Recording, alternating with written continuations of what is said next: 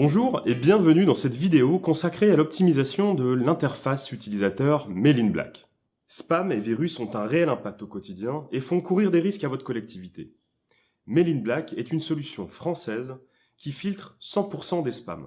L'objectif de cette vidéo est de vous donner les clés de compréhension de l'interface utilisateur Mail in Black et vous permettre de gérer en toute autonomie le filtrage de vos emails.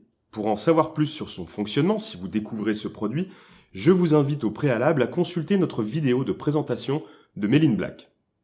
En tant qu'utilisateur Mail in Black, vous disposez d'un accès à un espace personnel qui vous permet de récupérer des emails, bannir ou autoriser des expéditeurs. Pour une gestion plus souple et ne passer à côté d'aucun email important, Mail in Black vous envoie quotidiennement et à chaque utilisateur un rapport contenant la liste des emails stoppés. Voyons maintenant en détail comment tout cela fonctionne. Voici donc un exemple de l'email envoyé quotidiennement par Mail in Black. Ce rapport se divise en 3 parties. Vous y retrouvez un résumé des pièces jointes éventuellement stoppées. Ce sont les pièces jointes qui pourraient éventuellement contenir des virus ou autres codes malveillants, les emails en attente de validation et la liste des nouveaux expéditeurs vous ayant écrit. À partir de l'entête de ce message, un simple clic sur le logo vous permet d'accéder à votre interface utilisateur Mail in Black.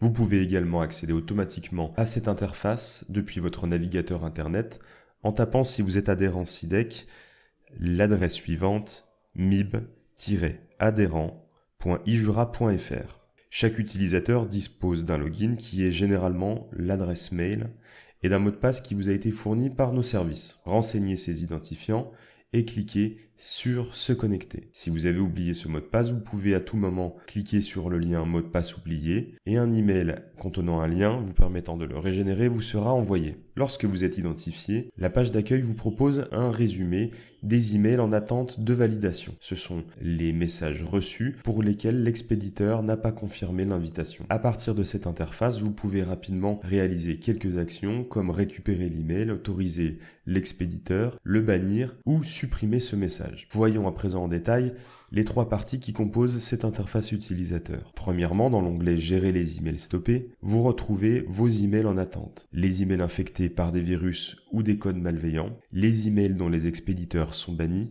et les spams. Regardons les emails que nous avons en attente. Nous retrouvons ici les 2 messages qui étaient présents en page d'accueil. Vous visualisez l'objet, l'expéditeur ainsi que la date de réception du message. Nous pouvons récupérer cet email. En cliquant sur ce bouton, l'email sera transféré dans votre boîte de messagerie. Autoriser l'expéditeur, bannir cet expéditeur ou simplement supprimer le message. Il est possible de gérer ces emails de manière groupée en venant ici cocher la case globale et appliquer une option de son choix. Supprimer, bannir des expéditeurs, autoriser les expéditeurs ou encore une fois récupérer l'email. Ce bouton lui vous permet d'actualiser la liste en temps réel. Le menu Gérer les expéditeurs nous donne accès aux expéditeurs autorisés ou bannis. Ici, vous retrouvez votre liste blanche qui comprend l'ensemble de vos contacts autorisés. Ces correspondants privilégiés sont toutes les personnes qui ont été préautorisées par votre administrateur, que vous avez vous-même autorisé, que vous avez validé dans Mail in Black, qui ont répondu à l'invitation envoyée par Mail in Black lorsqu'ils vous ont contacté pour la première fois, ou à qui vous avez déjà écrit. Vous pouvez ici bannir un utilisateur, vous ne recevrez plus jamais de message de sa part, ou le supprimer. Vous pouvez également appliquer un traitement global à partir de cette interface. Concernant les expéditeurs bannis, le principe est exactement le même. On retrouve ici la liste noire des expéditeurs que vous avez décidé de bloquer ou qui ont été bloqués au préalable par votre administrateur. Enfin, la catégorie pièces jointes contient, elle, les éventuels documents qui ont été bloqués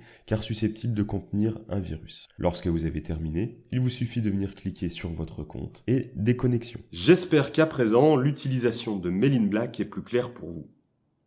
Merci d'avoir suivi cette vidéo et pour ne rien louper de votre actualité numérique, je vous invite à vous abonner à la chaîne du SIDEC.